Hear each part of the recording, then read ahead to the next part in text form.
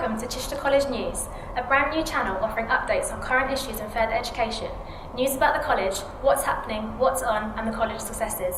You'll get the chance to ask the principal a question in Principal's Question Time. Sheila, what do you hope to achieve with the new news channel, and how did you come about the idea? Well, Josh, the idea came about originally because it was suggested by the Deputy Principal, Andy Green, but really well supported by Andy Davis in the media department. And we thought it would be a huge opportunity for students to come and talk about college and learn something more about the college. But also, we're always looking for different ways of communicating with staff. And this is a great opportunity to find a different way. It's a large organisation, and getting that communication right is sometimes tricky. So what are the key issues facing further education colleges at the moment then?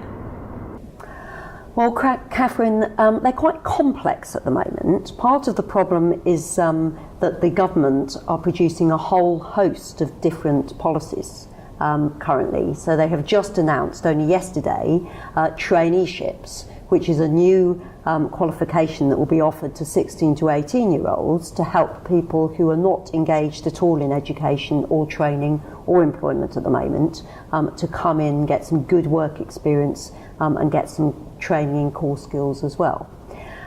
There are some other government policies that are changing the way that we deliver 16 to 18-year-old education next year. It's called a study programme that involves, again, a lot of work experience as well as the core subject that individual students will be taking. The third thing that the government's looking at is to try and increase apprenticeships and try and make certain that there are opportunities for youngsters to go into employment with that training that they come into college to do. And that's affecting the way that we're looking at our business going forward in the future. I suppose underpinning all that, the biggest challenge for us is the financial position that the government is in, and therefore the savings that they're trying to make. And that's directly affecting the funding that we're receiving. How's that affecting Chichester College?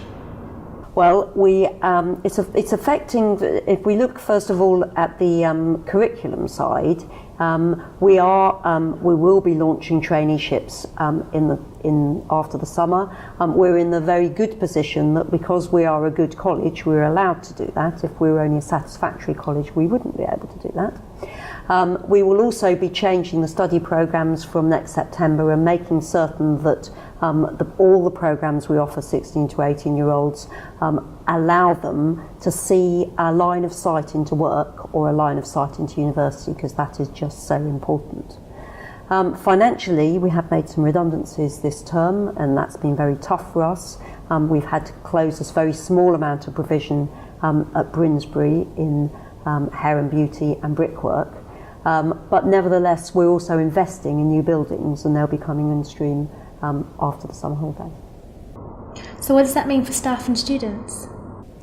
Well, as far as students are concerned, which of course are at the absolute heart of what we do, it will affect the mode of the way they study, but it won't make a huge difference. It will just ensure that we keep those links with industry going and grow those links with industry, so that if you're doing a vocational programme, you really do get the opportunity. And this is a great example of that, because it's a real life working experience for those students who are taking part in this channel. So that's great. For staff, we are reducing staff posts. But nevertheless, we inevitably still also invest where we need to do so, and making certain that staff feel valued in a very difficult economic climate is one of my big challenges. What are the main things happening in college this month? On the performance side, there are various performances in the Riverside Theatre this month. The Far From the Madding Crowd was early in the month. And there's a performance of In the Box, which is coming up very soon. There's also a dance performance coming up very soon. And then there will be all sorts of other presentations from curriculum areas as they start to show off their end-of-year work, including particularly art. So how successful is Chichester College? Well, we are the number one in Sussex, and the way we measure that is through our success rates. This is the success rates of our students. We achieved higher success rates than any other college in Sussex, and that is for the second year in a row. That's just been confirmed by some national statistics which came out this week. We are 20th in the country, so the 20th of over 200 general further education colleges.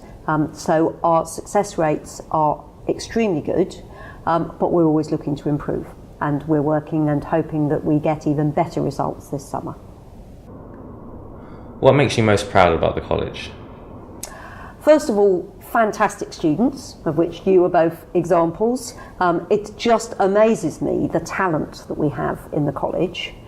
Secondly, we have truly outstanding staff, and the teaching and learning that they offer you is fantastic, but also their commitment to you and the way that your journey is moving forward in education is just fabulous.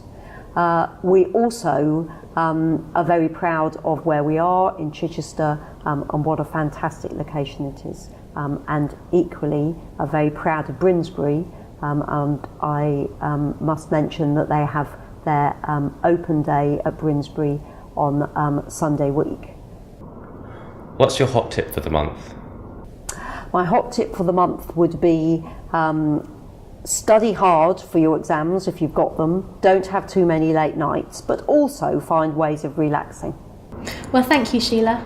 And now we're going to the sports section of our programme.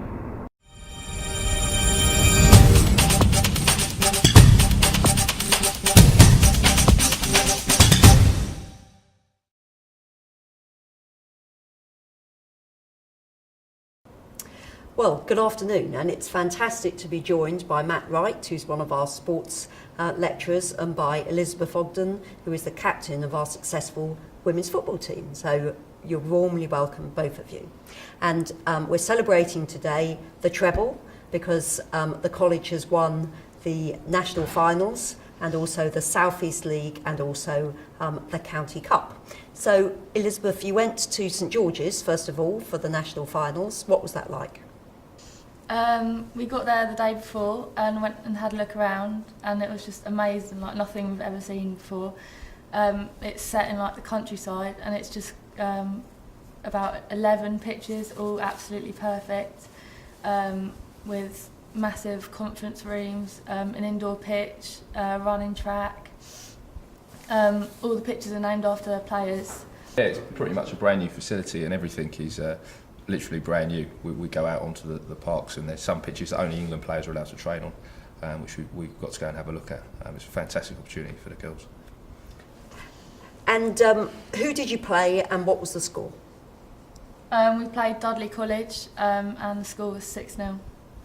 Moving on to the South East Championships, how many teams were you playing against? There was 8 teams altogether in the league. They come from all around the south of England, so anything south of London, basically. Right. And they're all FE colleges that we compete against.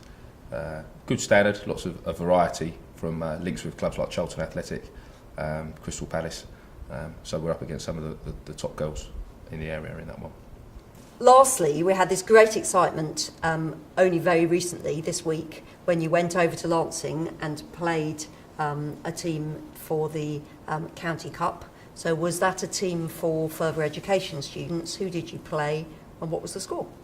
We played Sussex Downs College at Lancing Football Club, which was really good, more local one, so all our friends and family could come watch. We played that on Wednesday and we won 1-0. Well, that's all the sports for this month. We've had a fantastic success. Let's hope that we have some more cups and trophies to win in the future.